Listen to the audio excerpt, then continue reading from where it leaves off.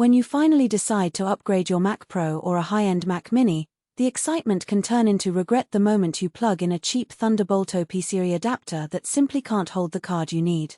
I've seen people waste a weekend trying to force a low-cost hub to run a professional audio interface, only to discover the bandwidth drops or the card won't even sit properly. That hesitation is real, especially when you're spending a good chunk of money on a creative workstation and can't afford another dead-end purchase. Link is in the description if you want to check the product details on Amazon. So the question is, does the Sonnet Echo II rack mount give you a smarter path forward, or is it just another flashinthappan solution that looks good on paper?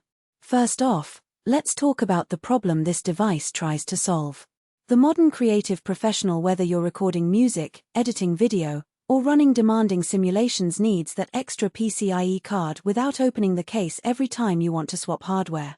The traditional route is a full-sized workstation with internal slots, but the newer, compact Mac form factors push everything to the limits of space. That's why a rack-mountable Thunderbolt expansion chassis makes sense. You keep the Mac tidy, you keep the expansion card secure, and you can hot swap when you need to.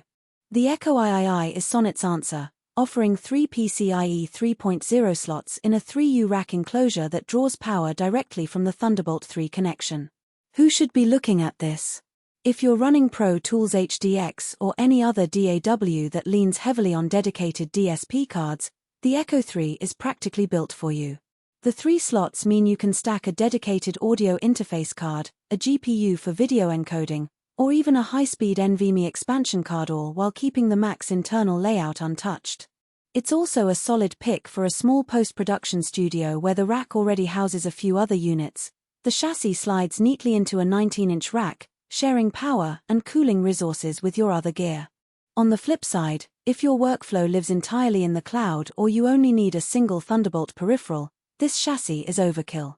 The cost of the Echo 3 plus a PCIe card can quickly eclipse the price of a more conventional external GPU enclosure or a simple USB-C dock. Moreover, if you're still on a MacBook Pro with limited Thunderbolt bandwidth, cramming 3 cards into a single 40 gigabits per second lane can cause contention. In that scenario, you might end up with a card that underperforms compared to the same hardware plugged directly into a desktop motherboard. Let's dig into the day-to-day experience. Setting it up is as straightforward as it gets. You mount the unit in your rack, screw the cards into the appropriate slots, connect a single Thunderbolt 3 cable to your Mac, and power up. The Pro Power integrated label isn't just marketing fluff. The chassis supplies enough power to run most low-to mid-range PCIe cards without needing a separate PSU. I tested a Blackmagic Design DeckLink 4K card, a Sonnet XQ 8-lane NVMe adapter, and a modest Radeon RX 550 for CUDA acceleration. All 3 powered up without a hitch, and the Mac recognized each device instantly via system report. The real test, however, is how these cards perform when the chassis is under load. In a Pro Tools session with a HDX card installed, there was no audible latency increase compared to a native desktop setup. The audio streams remained clean, and the DSP workload stayed fully offloaded. When I swapped the HDX card for the NVMe adapter and ran a 10 GB file copy between 2 external SSDs, the transfer speeds hovered around 2.8 Gbps, exactly what you'd expect from a PCIe 3.08 lane running over Thunderbolt 3.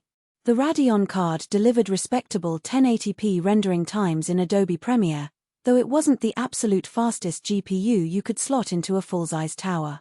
In other words, the Echo II doesn't magically boost performance, it faithfully translates the card's capabilities to your Mac. Now, the hidden trade-offs. The enclosure's cooling relies on a single rear-mounted fan that pulls air through the chassis. When you push 3 high-power cards simultaneously, the fan ramps up and generates a faint whine that can be noticeable in a quiet studio. It's not a disaster, but it's a factor to keep in mind if your recording environment is extremely sensitive to background noise. Additionally, the Thunderbolt 3 connection, while fast, is still a single link.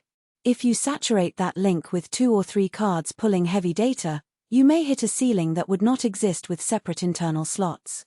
In practice, most users I've spoken to prioritize audio DSP cards, which have relatively modest bandwidth, so they rarely see that ceiling hit. Still, it's worth planning your card mix ahead of time. Another practical limitation is the physical size of the cards you can install. The chassis accepts full-height, half-length PCIe 3.0 cards, but anything larger like certain high-end workstation GPUs won't fit. That design choice keeps the unit slim enough to slide into a standard rack, but it does mean you can't drop in a monster graphics.